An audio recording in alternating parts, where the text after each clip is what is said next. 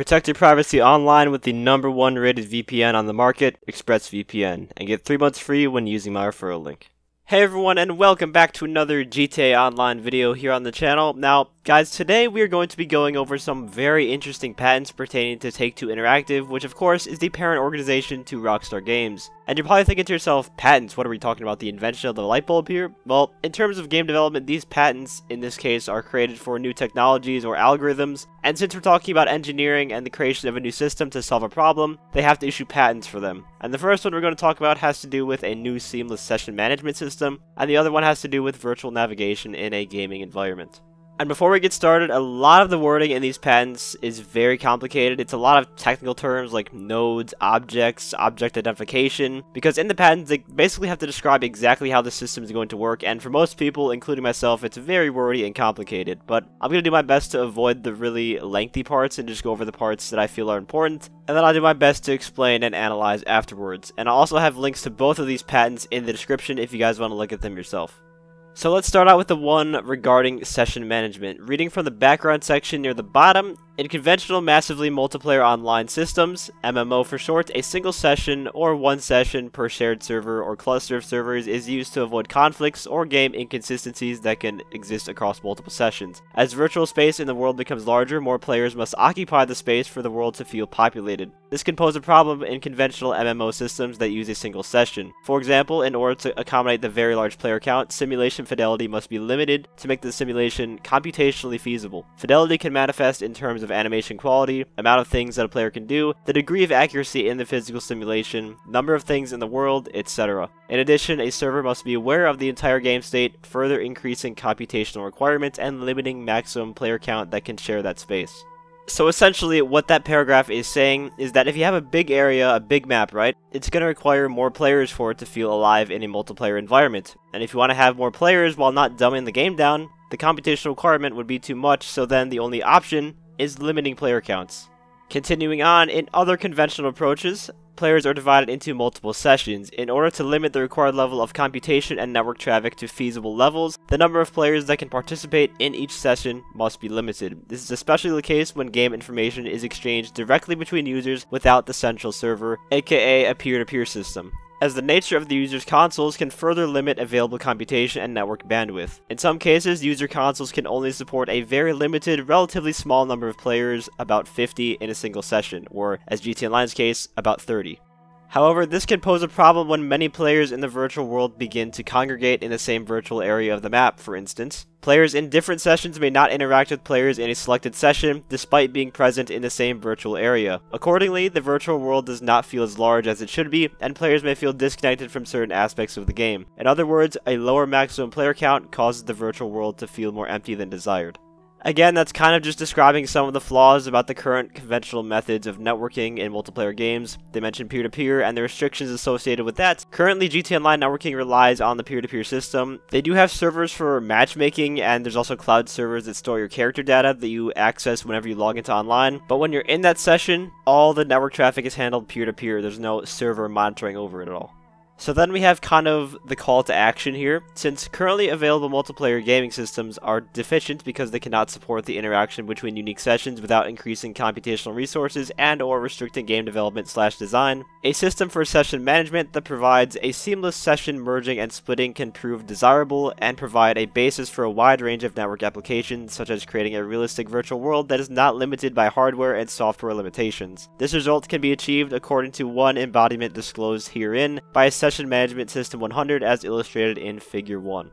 And here is what Figure 1 looks like. In layman's terms, you can ignore the left-hand side where it says display device, platform, and input device. The boxes labeled 101 at the bottom are the consoles that can communicate with each other in the network, and then you have the server which also communicates with the network and player consoles. Jumping a little further down, the Session Management System 100 dynamically manages sessions 201 by allowing players from different sessions but in the same virtual area of the map, for example, to be merged into a single session. This allows players from previously different sessions to come across one another, thereby making the virtual world feel more populated. As an additional advantage, seamless session merging handles many network failures silently. In prior art systems, a player who loses network connectivity can be kicked out of a session and may not be able to rejoin because they are in a session by themselves. However, the Session Management System 100 allows for a disconnected player to exist in a session by themselves for a predetermined period before they are reconnected to the remaining players in the session or can be joined with another session.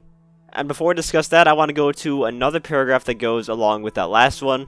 The Session Management System 100 advantageously selects sessions where there are no conflicts, or the conflicts can be resolved in any of the methods described herein. Accordingly, the Session Management System 100 provides the appearance of sharing the same space with many players without limitation on the geometry of the virtual world. Additionally, because Session Management System 100 does not require the full game state to be simulated by the server, much less computational resources are required. For example, the Session Management System 100 maintains a minimal subset of the game state, player positions, velocity, volume locks, session locks, and so on. Game state information that is not necessary for choosing a session, player health, weapons, running scripts, and so on, need not be managed for purposes of session management, and additional resources can be freed up for session-based computations.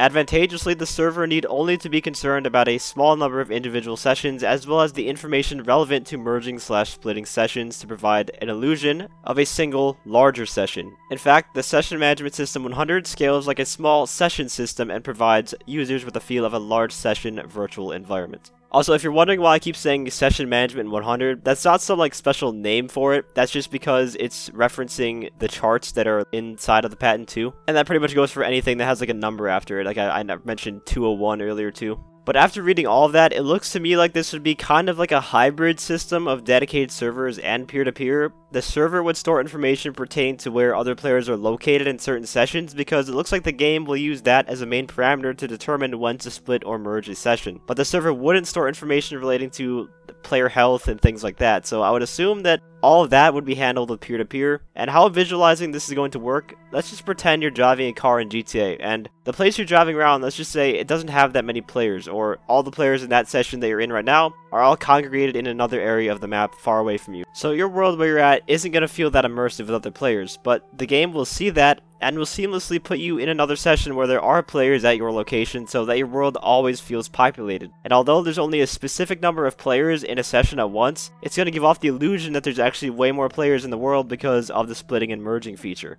And it also looks like it aims to prevent disconnections to where if you do get disconnected, it'll be in the background and you'll be in a solo session for some time, but then you'll automatically be added into another session. So I think it's intended to be like you hardly notice that you got disconnected. Now, I'm not a professional at any of this stuff by any means. In fact, I could be completely wrong in my analysis here, but this is very interesting to talk about. And what's also interesting is that Red Dead Online currently uses some form of this technology with seamless session merging. So the question then becomes, could we see this being used in the expanded enhanced version of GTA Online? Rumors have been going around lately saying it's going to be using Red Dead Redemption 2's version of the Rage engine, so I think it's a possibility, but in my opinion, current GTA Online's map is kind of small. I pretty much always feel immersed with 30 players, but maybe they'll introduce the merging with smaller lobbies to make it so that there are more full lobbies than like 15 or 10 player lobbies, for example. But eventually there's going to become a time where we do get a giant map for free mode in GTA Online, to a point where 30 players is not going to fill up that map. And that's where this technology of merging lobbies depending on where players are located to give off the illusion of a populated world will prove very beneficial. And now we move on to the second patent, and this one I'm going to spend less time on just because this one's kind of a lot more complicated in terms of like the engineering side of it. There's a lot more technical terms that are hard to understand than the first one in my opinion, but it's still something that piqued my interest. This one's all about NPC navigation in a virtual environment, mainly talking about the traffic. So starting with a few drawbacks of the current NPC navigation system, conventional systems only provide limited resources for automating NPCs. For example, processing power, memory, and efficiency only allow for a predetermined number of NPC-controlled cars in any single instance of a conventional system. However, players of a video game would expect to see more than a predetermined number of NPC-controlled cars in a video game for a realistic experience. In conventional systems, NPCs are often grouped by characteristics and perform the same motions. In fact, some NPCs of conventional systems fade out of existence as the player approaches the NPC. I mean, that statement is not wrong at all. Games still cannot nail the realism of an actual busy city street. NPC traffic is still very thin, especially in online. Like in GTA Online, the traffic is way thinner than in single player. And I'm curious if at the end of that statement where they say NPCs are grouped by characteristics, it's very interesting because one of the main drawbacks of how GTA's traffic works is the lack of variety. If you ever notice why there's always one type of vehicle that is seen driving around, that's actually a design decision that Rockstar has to make in order to limit the CPU usage that it takes for the NPC variety, which is exactly what they mentioned in that paragraph of how the resources are limited for creating realistic navigation and traffic. And it's not just GTA 5 that this method's used in, it's used in I think all the GTA games since the 3D era. Like I remember in GTA 4, if you steal an Infernus, all you'd see were like supercars. Like even all the parked cars would be like Infernuses or other supercars. And that's what they have to do to get around the bottleneck of the CPU power that they have. Another drawback, conventional systems relied almost entirely on local traffic avoidance for NPCs to avoid collisions. This involves each frame checking the local environment for any potential obstructions, vehicles, pedestrians, objects, building up a view of that obstruction from the local vehicle, creating a front-facing polygon, which is a list of points/lines that the vehicle will need to avoid in order to not hit that obstruction, generating information about the road vehicle is on so that they can avoid going off-road into buildings, and finally generating and detecting the best steering angle to avoid all the obstructions. This is done every frame for each entity and no knowledge of the previous frame is used. This can result in very late detection of potential issues and no high-level knowledge of this road is blocked. Instead, the system only indicates that there's something in my way to be avoided. Vehicles cannot plan accordingly, for example, if there is any type of road blockage. And I wonder if this is why the NPCs always run me over in this game. I'm sure there's more to it than that. I'm sure like a lag is involved for sure. But when I see the late detection of potential issues, what instantly comes to mind is me getting plowed by an AI driver while trying to cross the road. With the new method described in this patent, they would be using a server for managing the virtual navigation of one or more of the non-player characters, with one or more player consoles in operable communication with the server over a network. And with saying one or more player consoles, sounds like this will be used in multiplayer as well, which is kinda obvious but still a point to make. So the handling of the NPC AI may be switching over to server side, and this would allow the developers to have way more complex and realistic behavior for the NPCs, at least the traffic that goes over in this patent. I don't know how the other AI would work. I'd assume it would be a lot more advanced in the next game too, hopefully. But this patent specifically mentions traffic and like road nodes and links and stuff like that. And if this were to be the case, then you probably wouldn't be able to play the game while offline anymore, as you need to be connected to the servers in order for the NPCs to be handled, which kind of sucks, but at the same time, in this day and age, internet is pretty much a necessity, let's be honest.